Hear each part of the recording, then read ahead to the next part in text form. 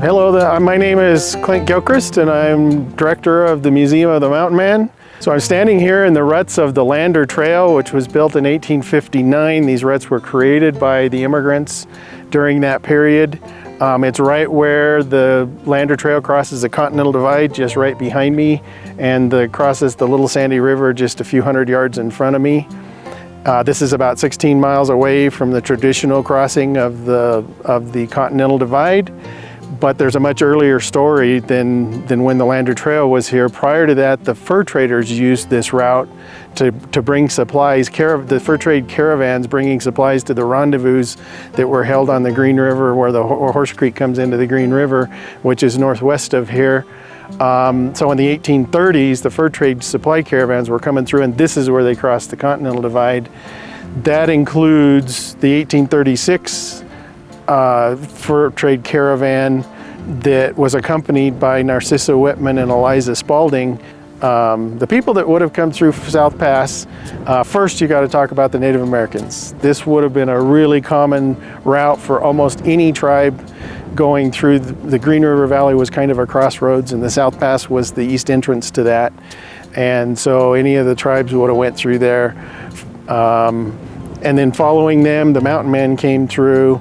And of course, when they found South Pass in 1824, Jed Smith and William Sublette and Thomas Fitzpatrick and a group of guys came across South Pass in the spring of 1824, went into the Green River Valley and found a bonanza of beaver, and they realized that this was the kind of the mother lode they were looking for beaver, and so they sent word back to send supplies up, and ever since that time, this idea of this easy place to cross the mountains took hold, and that's when people started thinking about bringing wagons across and so that led to the immigrants coming through in the 1840s and 50s through South Pass, because you could bring a wagon across it. The first person to bring a wagon across South Pass was Captain Bonneville in 1832. He brought wagons out as part of his fur trade venture. He would have crossed the traditional spot that we think of up by Pacific Springs, where all the markers are. That's where he crossed and followed the Big Sandy down to the Green River.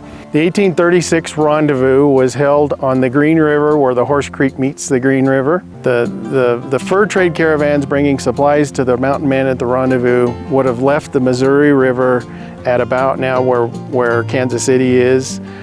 They would have crossed Kansas and Nebraska on what would have been at that time known as Sublet's Trace, up to Fort Kearny, where they would meet the Platte River. They would have come up the Platte River till they got to the Sweetwater River.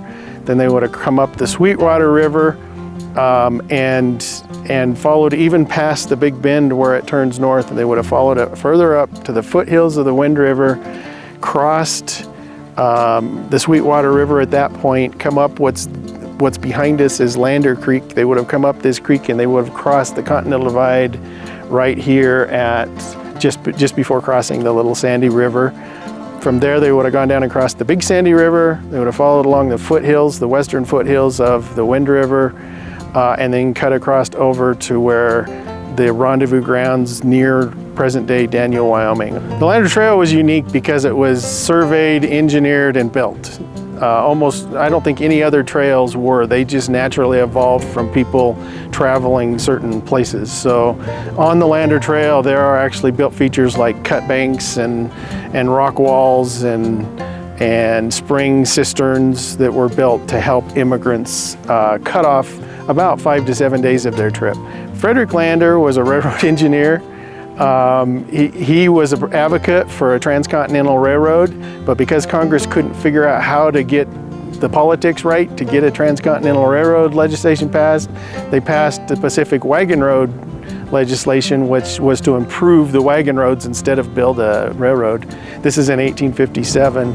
And Frederick Lander was an engineer, railroad engineer at that time, but they had him be the road engineer through this section from South Pass to Fort Hall. They wanted to create a shortcut so that immigrants didn't have to go all the way down to Fort Bridger and back up to Fort Hall.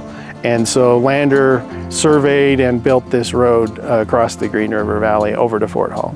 So when people hear the term South Pass, what they really think of is the immigrant South Pass and and where all the wagons went, the traditional crossing down by Pacific Springs on the way to Fort Bridger.